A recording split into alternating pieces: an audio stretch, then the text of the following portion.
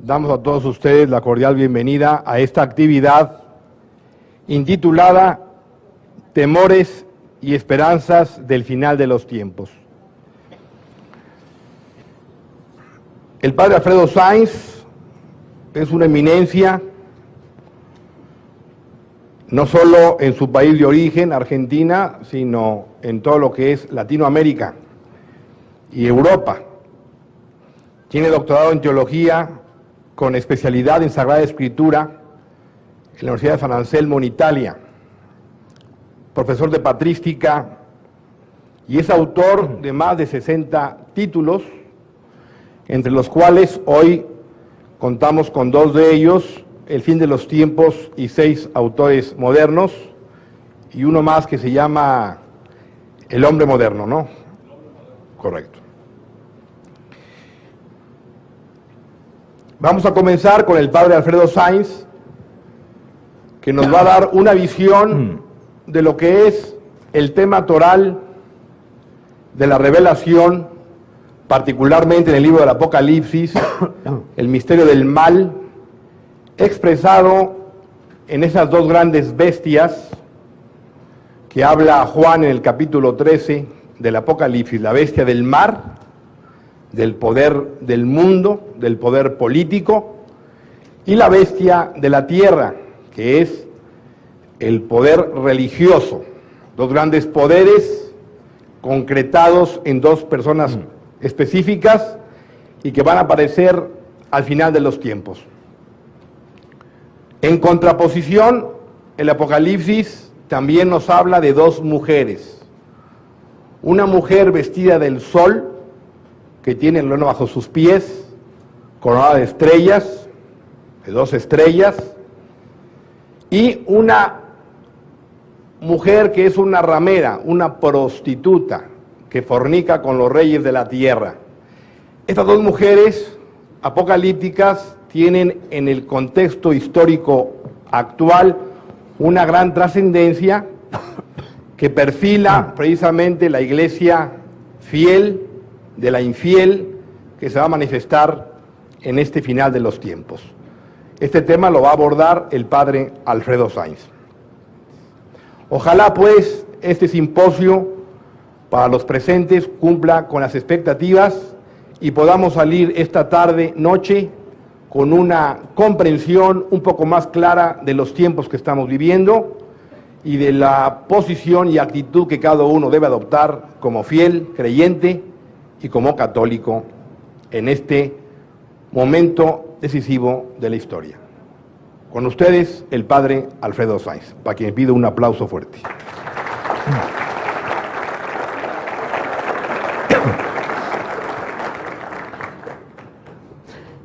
Para hablar del fin de la historia, para hablar de las 2 mujeres del Apocalipsis, es preciso decir ante todo que los católicos debemos tener una visión religiosa de la historia, una visión teológica de la historia, es decir, tratar de pedirle a Dios prestado sus ojos para poder entender la secuencia de los acontecimientos históricos. A lo largo de los siglos ha habido 2 grandes concepciones de la historia. La primera de ellas es la concepción de una historia circular, es decir, así como el círculo no tiene comienzo ni fin, no se sabe dónde empieza y dónde concluye, así también pensaban los antiguos, algunos griegos sobre todo, pensaban que la historia era cíclica, es decir, siempre se iba repitiendo a lo largo de los siglos los acontecimientos, se iban repitiendo los acontecimientos históricos. Que luego esta idea de los griegos fue retomada en el siglo XIX por Federico Nietzsche, el cual habló del eterno retorno, sería esa idea de una visión circular de la historia.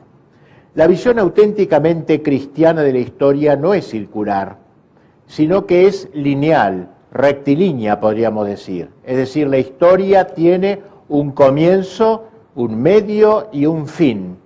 El comienzo es la creación de los ángeles y de los hombres, que abre el ciclo histórico El medio es la encarnación del Verbo, no un medio cronológico estrictamente, pero sí un medio, digamos, en el sentido de que todo lo anterior tendía a ser esa plenitud de los tiempos, la venida del Verbo encarnado, y un fin que es la vuelta gloriosa de Cristo al término de la historia, vendrá de nuevo con gloria, como rezamos en el credo, pero desgraciadamente lo decimos con los labios, pero este dogma de la fe que es la vuelta de Cristo en gloria y majestad, no integra por lo general la espiritualidad del cristiano de hoy.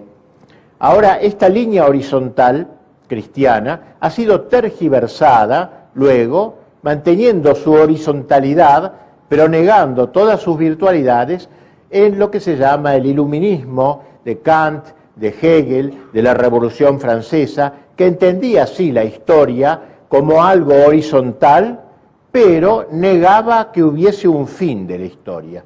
Hablaba de un progreso indefinido, es decir, la historia progresa necesariamente dentro de la historia sin de que concluya jamás la historia, sin que comience la eternidad. Es una tergiversación de la idea cristiana y horizontal de la historia. El gran maestro para nosotros los católicos de estas doctrinas relativas a la historia es San Agustín, el cual escribió una obra que se llama De Civitate Dei, o sea, sobre la ciudad de Dios, que es el autor que probablemente ha mejor expresado el sentido teológico de la historia.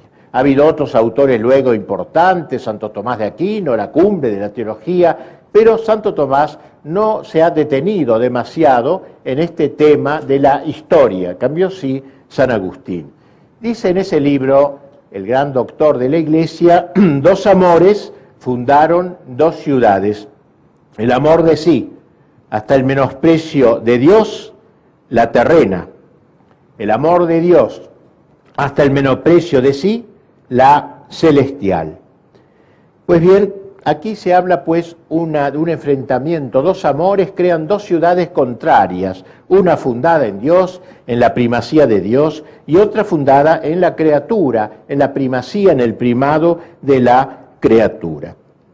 Y dirá San Agustín que la historia se va a entender como un conflicto entre estas dos ciudades. Pero acota el santo una información sumamente interesante, y es que las dos ciudades no empezaron con los hombres, sino ya con los ángeles. La creación de los ángeles, allí en épocas tan remotas, Dios los creó a todos buenos, pero hubo un enfrentamiento entre ellos. Algunos gritaron como San Miguel, ¿quién como Dios? Micael quiere decir en hebreo, ¿quién como Dios? Micael, ¿quién como Dios? El primado de Dios. Y otro grupo de ángeles numeroso se rebeló contra Dios y gritó, no quiero servir, no serviré a ese Señor.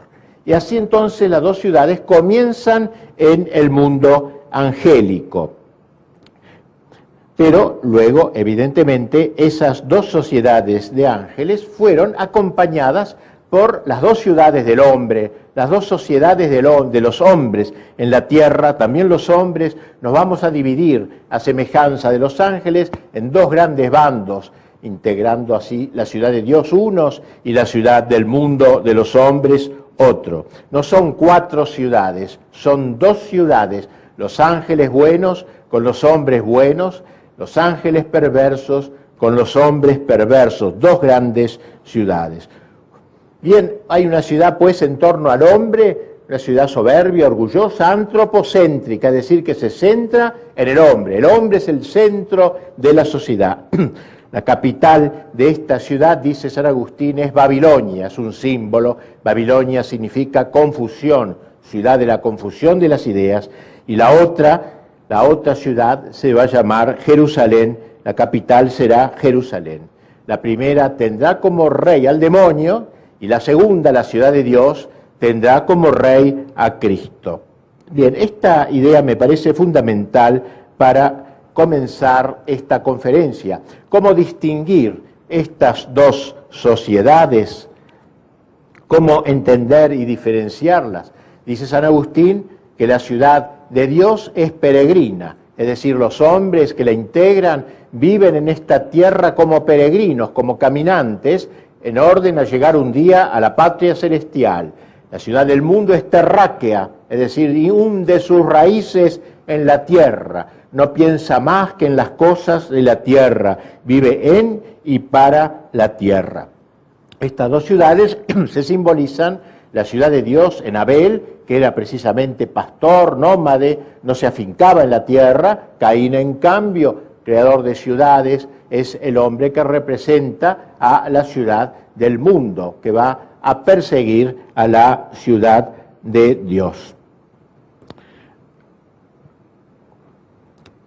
Estas dos ciudades, asimismo, dice San Agustín, están mezcladas. Es decir, no hay que creer que están divididas geográficamente, como si dijéramos la ciudad de Dios está en Estados Unidos, Nueva York, y la ciudad del mundo está en Moscú, como si a veces simplemente alguna persona dividían el mal y el bien en esta forma. No es así, están mezcladas. Dentro de la ciudad de Dios hay gente mala, hay gente metida que se ha allí insinuado para llevar las ideas demoníacas, y en la ciudad del mundo, hay gente buena, o sea, una ciudad mala, una sociedad mala, pero hay en ella gente buena que tolera, tiene que tener paciencia, la paciencia de los santos y de los mártires. No son dos sociedades completamente separadas. Bien, esto sería muy pocas palabras, la obra de San Agustín, que tiene 1800 páginas, así que la he dicho en 10 minutos, pero era conveniente, creo, para iniciarnos en este tema de la visión de la historia y entender mejor lo que es el fin de la historia. La obra de San Agustín termina, digamos, en un momento determinado. Cuando él muere, por supuesto, no puede seguir hablando de la historia luego de su muerte, así que llega hasta el siglo IV, V, donde muere, y luego salta a los últimos tiempos: muerte, juicio, infierno y gloria. Es como una sinfonía inconclusa, que él ha dejado las pautas para juzgar a la historia, pero él no ha podido recorrer todos los pasos de la historia. Toca a nosotros completar esta sinfonía inconclusa de acuerdo a las pautas que él ha dejado. Y así podríamos decir, muy brevemente también, que la historia ha tenido diversos jalones. Al principio la Iglesia fue perseguida, la Iglesia no podía realizar una cristiandad. La cristiandad es cuando el Evangelio impregna el orden temporal, la política, el arte, la cultura, la economía. Durante la época de las persecuciones no podía haber cristiandad, porque el poder político, el poder del imperio, estaba en manos de enemigos de la Iglesia. Pero luego, cuando el imperio se hace cristiano, y se va preparando, se va gestando la futura gloriosa cristiandad, que es la época sobre todo de la Edad Media. Ustedes saben que se habla muy mal de la Edad Media en los colegios y en las universidades, pero eso es porque se quiere atacar a la Iglesia, que fue la que de algún modo ayudó a impregnar esa sociedad con el espíritu del Evangelio. Y así tuvimos reyes santos como San Luis, San Fernando, San Vladimir y tantos más. Tuvimos una cultura evangelizada por el cristianismo. Ahí nacieron las grandes universidades en la Edad Media. Tuvimos a Santo Tomás, San Buenaventura y tantos pensadores. También se evangelizó el orden del trabajo con las corporaciones medievales. Se evangelizó también el ámbito de la guerra. Llegaban los bárbaros con sus costumbres sanguinarias, y la Iglesia trató de explicar que la violencia se puede usar, pero solo cuando se pone al servicio de la verdad desarmada, la fuerza armada al servicio de la verdad desarmada, y así comienzan a nacer los ejércitos impregnados por el espíritu evangélico, el espíritu cristiano. Es decir, todo el orden temporal quedó durante 3 siglos fijado a la luz del Evangelio. No quiere decir esto que todos en la Edad Media fuesen buenos, ni mucho menos. Había muchos sinvergüenza, corruptos y ladrones. Pero la línea general, el pensamiento que regía esta época fue parte de la ciudad de Dios. Fue una encarnación de la ciudad de Dios de que hablaba San Agustín, ahora en esta época. Al acabar la Edad Media, comienza un proceso de disgregación, un proceso de destrucción del bloque de la cristiandad. Y ese proceso destructivo tiene 3 grandes etapas, podríamos decir. Así han hablado los papas, Pío XII sobre todo, tres grandes etapas, tres grandes jalones de la destrucción de la cristiandad. El primero fue la Reforma Protestante, que al introducir la idea del libre examen hizo que la gente se independizase de la Santa Sede, se independizase de Roma, y así Europa quedó dividida en dos partes enormes, se rompió el bloque de la cristiandad. Lutero creía en Dios, por supuesto creía en Dios. Lutero creía en Cristo también, firmemente, tenía fe en Jesucristo, pero Lutero negó su acatamiento a la Iglesia, eso fue lo que negó, eso fue el primer paso de la revolución anticristiana. El segundo paso lo podemos ver concretado por la Revolución Francesa. La Revolución Francesa, al declarar la supremacía de la razón sobre la revelación, del orden natural sobre el sobrenatural, hizo que el hombre viviera en esta tierra como si esta tierra tuviese su sentido en sí misma, sin una visión trascendente. Y por eso hablaba de un ser supremo, vago, vaporoso, es decir, negó también como Lutero a la Iglesia católica como la verdadera, aceptó a Cristo todavía, aceptó a Cristo, pero como un gran hombre, no como Dios, como verbo encarnado, y aceptó a Dios como un Dios vago, vaporoso, el deísmo que se llamó, como el supremo arquitecto, alguien que está lejos de nosotros y que no interfiere en nuestros asuntos intrahistóricos. Quedaba por dar el último paso, el paso supremo, la negación ahora de Dios mismo, y ese paso lo va a dar la Revolución Soviética, en donde en realidad la época fue una sociedad que se quiso fundar sobre la negación de Dios, el ataque a Dios. Había sociedades anticristianas cuya misión era expulsar a Dios de la faz de la tierra. Y este último paso niega a Dios. Así que hay tres pasos bien claros. El primero niega a la Iglesia, el segundo niega a Cristo como Dios, y el tercero niega a Dios mismo. Son tres pasos fundamentales para entender lo que está pasando hoy. Esto lo ha dicho, lo ha repetido Pío XII, que hubo estos tres momentos en la historia. Y ahora ha caído el comunismo, ustedes dirán, bueno, se acabó toda esta crisis anticristiana, esta revolución anticristiana, pero no es así, sino que el nuevo orden mundial, la globalización moderna, se está instaurando sobre la base de todas estas negaciones anteriores. Es como la cosecha, digamos, histórica de toda esta negación de la Revolución Francesa, de la Soviética y de la Reforma Protestante, encuentran ahora su momento final, y que es un momento que nos huele a que estamos cerca, no sabemos si muy cerca o no tan cerca, pero estamos cerca de fin de los tiempos, cuando la victoria casi del poder del mal, de la ciudad del mundo, sea total. De esto hablaremos. Aunque diremos que la última palabra la tendrá Cristo, la victoria final es nuestra, es de Cristo nuestro Señor. Vamos ahora ya, vista esta introducción al Apocalipsis mismo. En el Apocalipsis leemos en el capítulo 13, 1-8, vi surgir del mar una bestia, y el dragón le dio su poder y su trono y gran poderío.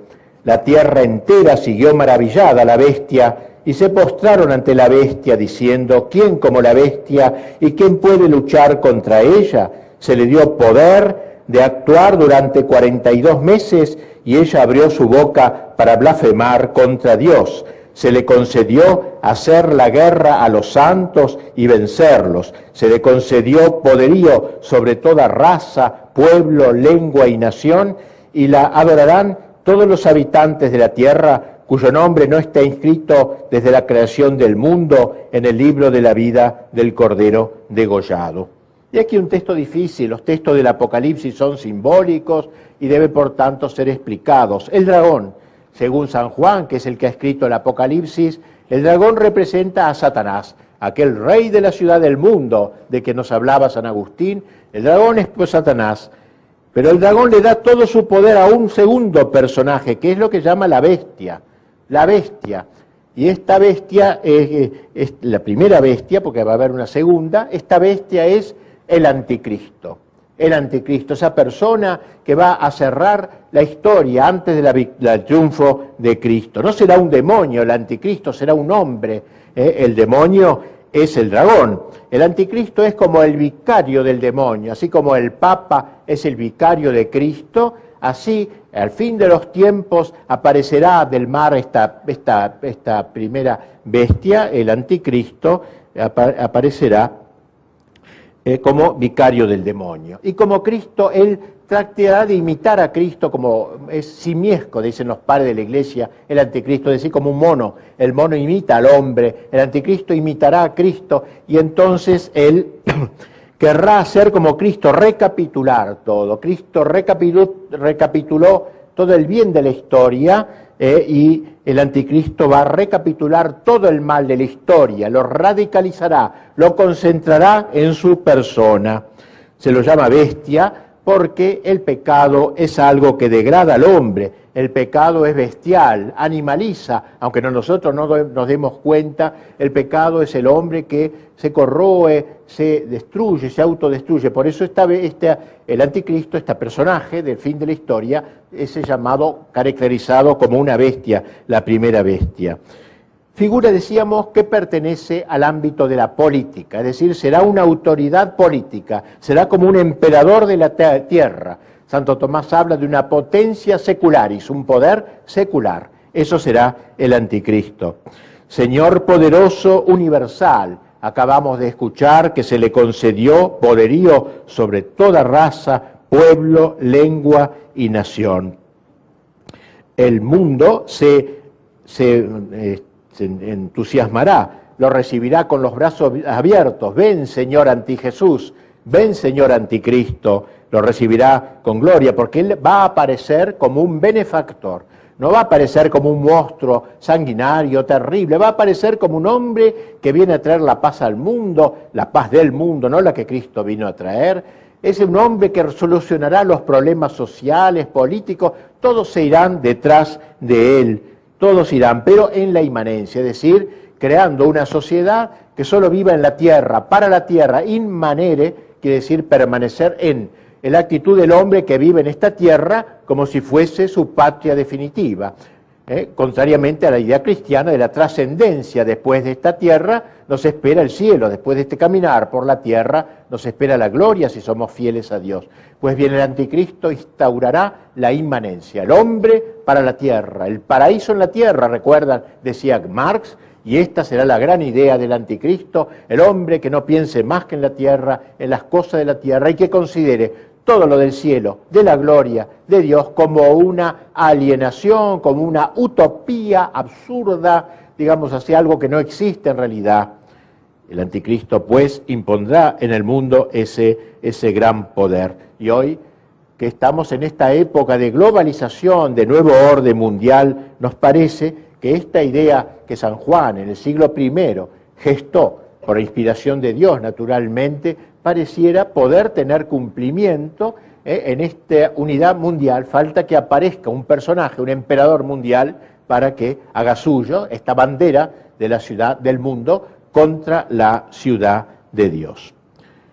Bien, junto a esta primera bestia aparece una segunda bestia en el Apocalipsis. Dice el texto, Apocalipsis 13, 11, 12, vi luego otra bestia que surgía de la tierra y tenía 2 cuernos como de cordero, pero hablaba como una serpiente.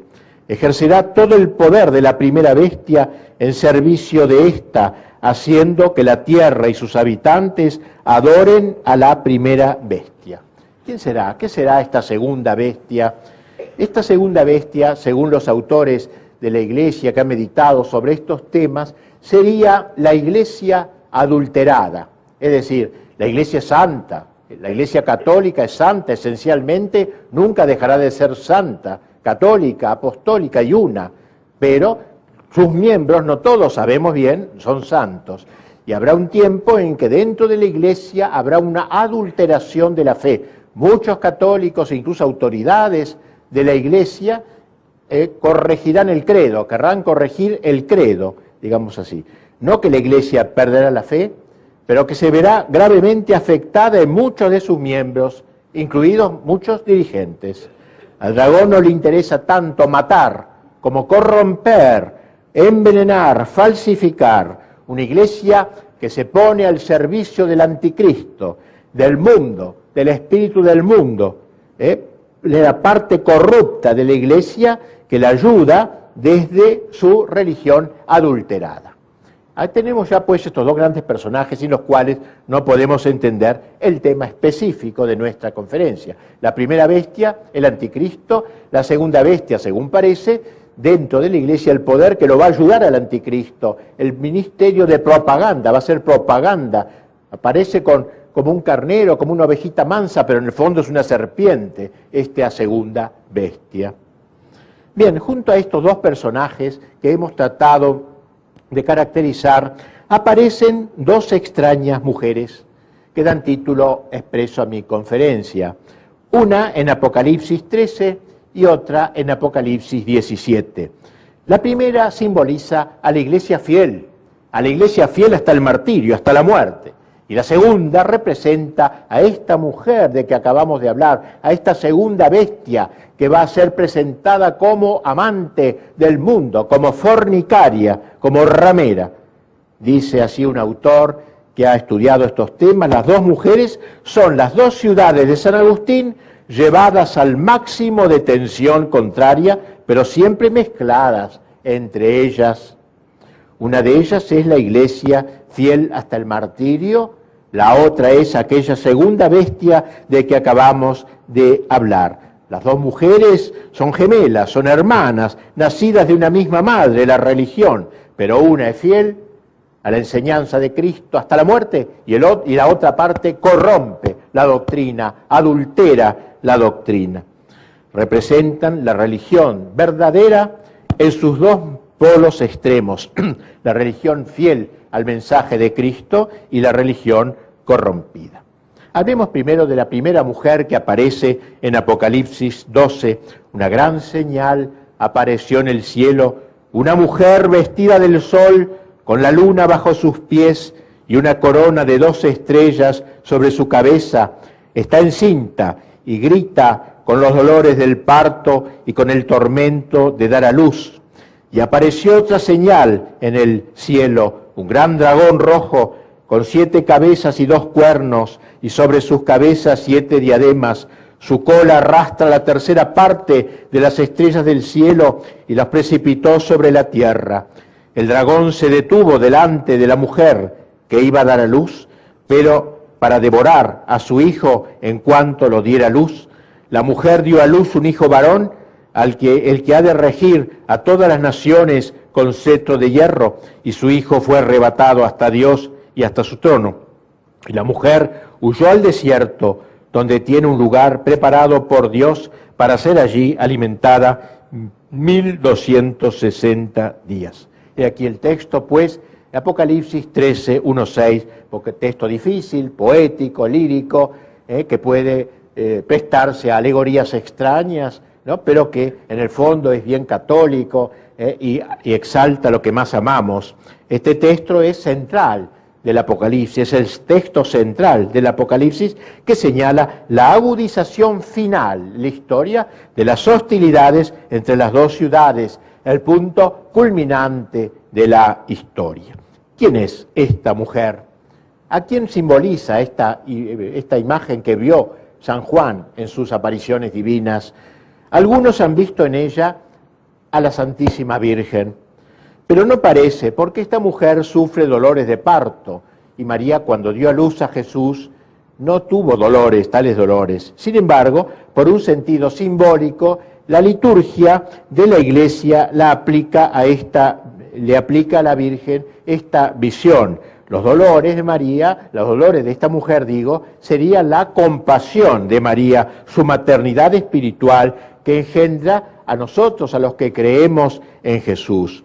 Para otros, esa mujer es figura de la Iglesia de los últimos tiempos. Y nos parece que esta es la mejor interpretación, que esto es así. Esta mujer, coronada del sol con las estrellas, representaría a la Iglesia católica, mujer vestida del sol, con la luna por escabel de sus pies y una corona de 12 estrellas. El vestido de sol es la fe verdadera y la luna bajo los pies es el mundo cambiante que la Iglesia domina y la corona de 12 estrellas, la plenitud de la doctrina y los predicadores de ella. Y la Virgen de Guadalupe tiene mucho de esta simbología de esta mujer del Apocalipsis 12. Para nosotros es pues esta imagen, la imagen de la Iglesia fiel, sobre todo considerada en sus últimos tiempos, un símbolo del pequeño resto que al fin de la historia, contra viento y marea, resistirá los embates del dragón y la segunda bestia. El mismo Apocalipsis 12 prosigue refiriéndose a esa lucha. Entonces se entabló una batalla en el cielo. Miguel y sus ángeles combatieron con el dragón. También el dragón y sus ángeles combatieron, pero no prevalecieron, y no hubo ya en el cielo lugar para ellos. Y fue arrojado el gran dragón, la serpiente antigua, el llamado Diablo y Satanás, el seductor del mundo entero, fue arrojado a la tierra y sus ángeles fueron arrojados con él. Ay de la tierra y el mar, porque el diablo ha bajado donde vosotros con gran furor, sabiendo que le queda poco tiempo. En la lucha final, el demonio va a gastar sus últimas cartas, sabe que se juega cara o cruz todo su destino. Este poco tiempo que queda es el tiempo final de la historia. Hemos visto, hemos oído cómo la mujer huyó al desierto, se retira del mundo donde está dominando el anticristo. Satanás, a través de su vicario, el anticristo, está dominando el mundo. La iglesia fiel, el pequeño grupo valiente que resiste hasta el fin, huye al desierto para vivir la vida escondida con Cristo en Dios. Al desierto, porque entonces habrá muerto la cristiandad. Todo lo que queda de cristiandad habrá muerto indefectiblemente, y los que permanezcan fieles serán pocos valientes, pocos heroicos, que permanecerán fieles y que deberán vivir en la soledad, en el desierto, fuera, distante de la sociedad, toda ella dominada por el espíritu del anticristo. El dragón, es decir, Satanás, con su vicario, el anticristo, se lanza a la tierra. La lucha entre el dragón y el niño que engendró María se continúa en los cristianos, a los que también engendra María, quienes prosiguen su militancia contra Satanás y la ciudad del mundo. En esta visión se habla de una gran caída de estrellas que arrastra el dragón con su cola. Se lo ha interpretado de aquellos tiempos finales. Significa la gran cantidad, dice un autor, de los doctores del error, es decir, de aquellos que deberían ser doctores de la iglesia, pero que se rinden a la ciudad del mundo y al espíritu del mundo, serán arrastrados por la cola del dragón, el fin del mundo, pseudoprofetas, pseudocristos. La iglesia fiel, en cambio, refugiada en el desierto, permanecerá preservada de la contaminación del imanentismo, de esa doctrina que dice que el hombre es una criatura para la tierra y nada más, del espíritu del mundo. Su permanencia en el desierto será, dice el texto, de 1260 días, es decir, unos 3 años y medio, que es el tiempo que ha de durar la terrible persecución final de la primera bestia, el dominio del anticristo. Como no puede vencer a la mujer, se lanza sobre sus seguidores fieles, que sufrirán los terribles embates finales de la historia. Partió, dice el texto, para hacer la guerra al resto de sus hijos, los que guardan los mandamientos de Dios. Hemos dejado a la mujer del capítulo 12, pues la iglesia fiel, contra la cual continuará la lucha, estará en el desierto, mientras que en el mundo, en la sociedad, dominará el anticristo durante 3 años y medio. Y ahora aparece en el Apocalipsis la segunda mujer, otra mujer, cuyo retrato vigorosamente tratado contrasta con el de la iglesia, con la mujer del Apocalipsis 12. Dice el texto, es la célebre ramera, que se sienta sobre grandes aguas, con ella fornicarán los reyes de la tierra, y los habitantes de la tierra se embriagaron con el vino de su prostitución. Y vi una mujer sentada sobre una bestia de color escarlata, cubierta de títulos blasfemos. La bestia tenía 7 cabezas y 10 cuernos.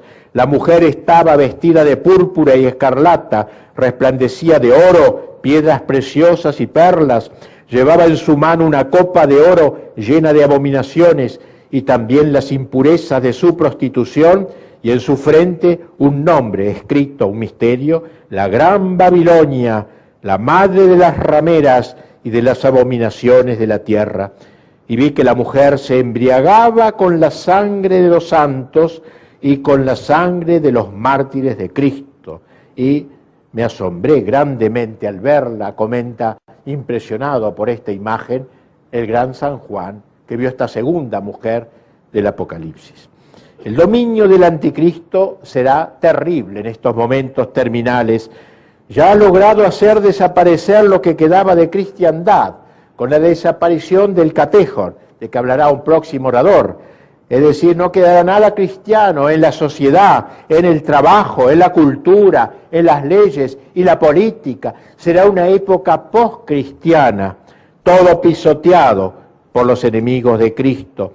Y la iglesia muy afectada, arrinconada, burlada, no quedará intacta. La iglesia, pues, está en este momento terminal de la historia. Es ella, la iglesia, como el templo de Cristo. Y como en todo templo, sabemos que hay un atrio y un santuario, hay dos partes en el templo. Pues bien, el mal no solamente se instalará en el santuario de la iglesia, sino que penetrará en el interior mismo de la iglesia. Recuerden lo que no hace muchos años dijera Pablo VI, que el humo de Satanás ha entrado en la iglesia.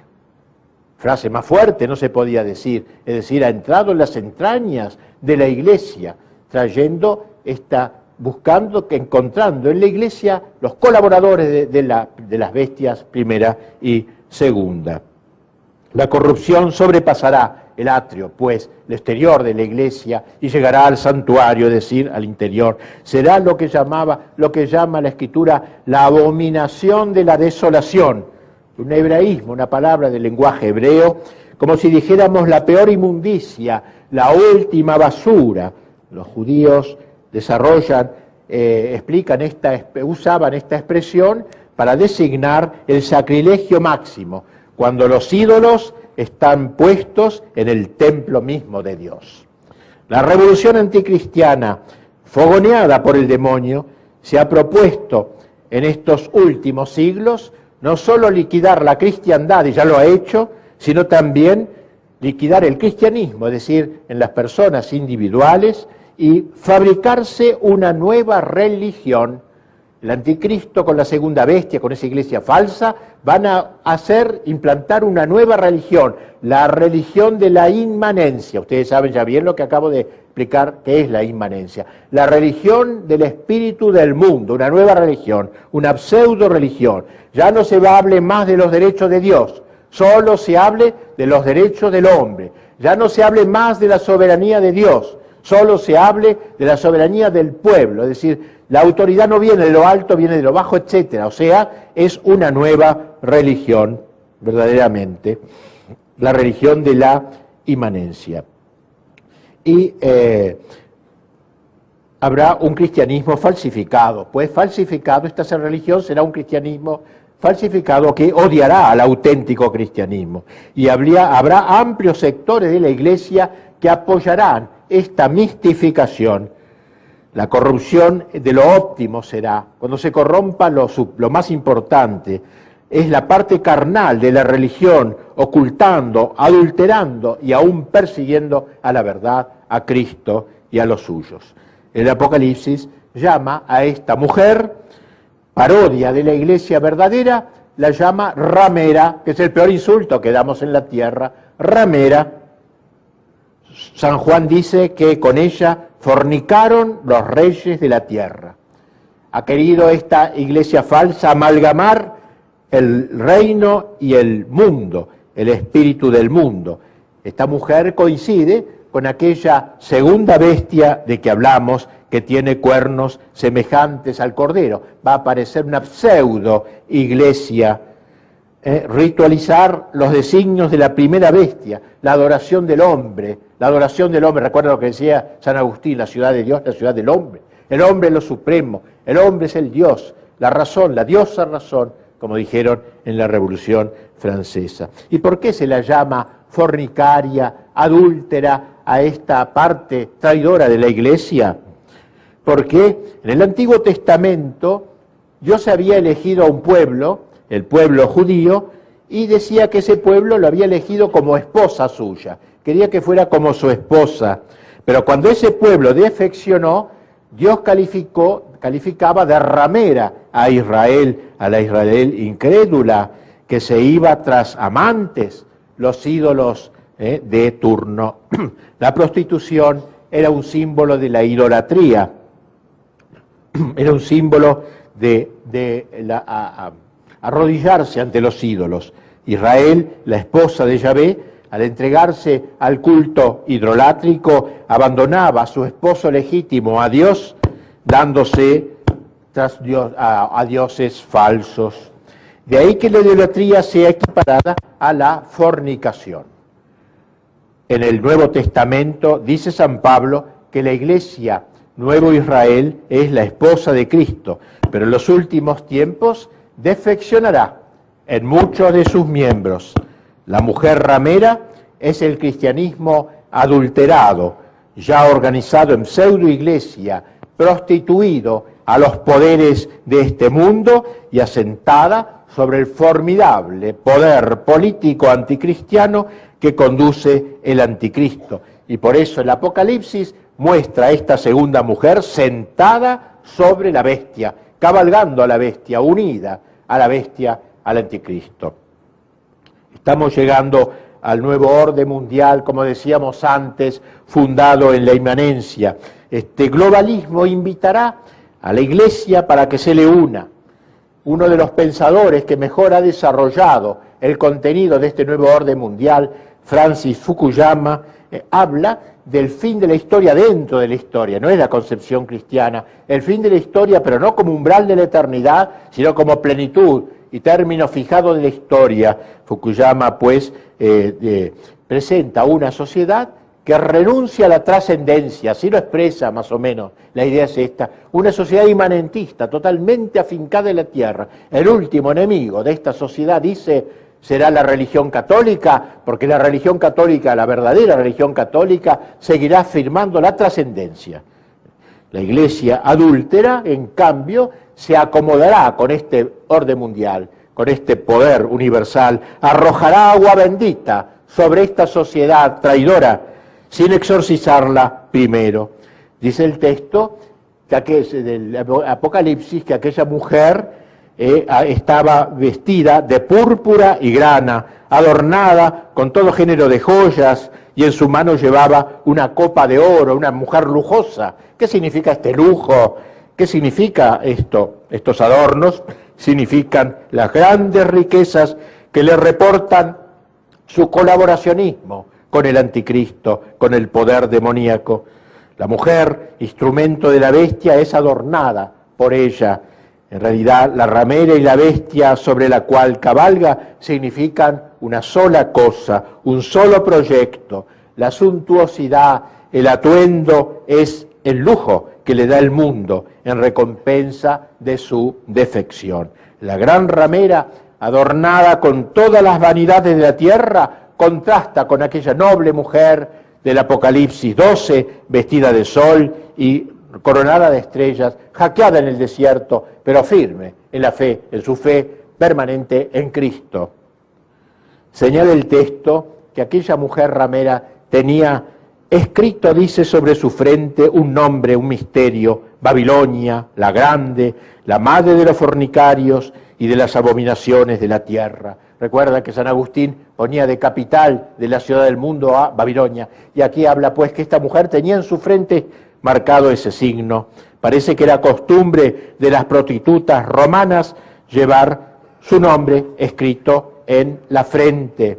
Conforme a tal uso, esta madre de rameras lleva el suyo, el nombre de Babilonia la grande, la capital de la ciudad del mundo y del espíritu del mundo. Por esta relación con el orden político postcristiano es que el texto sagrado relaciona la gran ramera con la economía global, con la economía. ¿Quién iba a imaginar esto? Dice, los mercaderes de la tierra. Dice, va a estar relacionada con los mercaderes de la tierra que propicia el nuevo orden mundial, el apoyo del poder financiero a los traidores de la Iglesia y al anticristo. Se manifestará en el oro y las joyas que cubren a la perdida.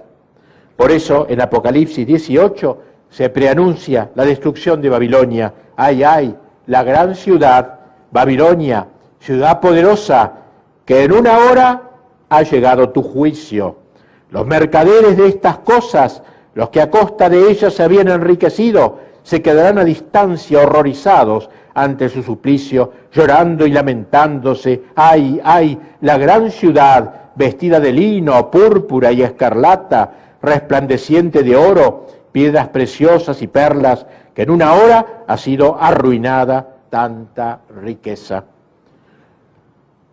Bien, dos mujeres, pues, la esposa y la fornicaria, la iglesia fiel hasta el martirio, el pequeño grupo que resiste hasta el fin, y la iglesia que adultera la doctrina y adopta el espíritu del mundo. Dios apostrofa de adúltera a la iglesia que le es infiel, y a la fiel la requiebra como a una novia, como una esposa engalanada para él. Así pues, vayamos concluyendo el significado concreto y ya escatológico de las dos mujeres es este. Según parece, la mujer celestial y afligida es la iglesia sobre todo de los últimos tiempos. La mujer blasfema y ramera es la religión adulterada, ya formulada en pseudo-iglesia de los últimos tiempos, prostituida a los poderes de este mundo y asentada sobre la formidable potencia política y tiránico imperio del anticristo. Las dos mujeres representan, pues, la religión verdadera en sus dos polos extremos, la religión corrompida y la religión fiel, la fornicaria sobre la bestia y la parturienta vestida del sol, de la fe, pisando la luna del mundo mudable y coronada de las 12 estrellas. No estamos viviendo en épocas muy semejantes a las que acá se describe. No conviven en la iglesia dos concepciones de la vida y de la fe, una que quiere ser fiel a la iglesia de siempre y otra que busca por todos los medios desposarse con el mundo moderno, caer bien ante el mundo moderno, no ponerse más en la presencia de Dios, sino en la presencia de la opinión pública, que hace de su trascendencia inmanencia, que destruye la doctrina, la liturgia, la pastoral, y por eso hay que ser cautos y saber discernir en nuestros tiempos quién es el católico verdadero y el que no lo es. No todo lo que se dice católico lo es. Hay que tener instinto sobrenatural para discernir. El problema es que las dos mujeres son gemelas, son hermanas, nacidas de una misma madre. La religión, la religiosidad, el instinto religioso.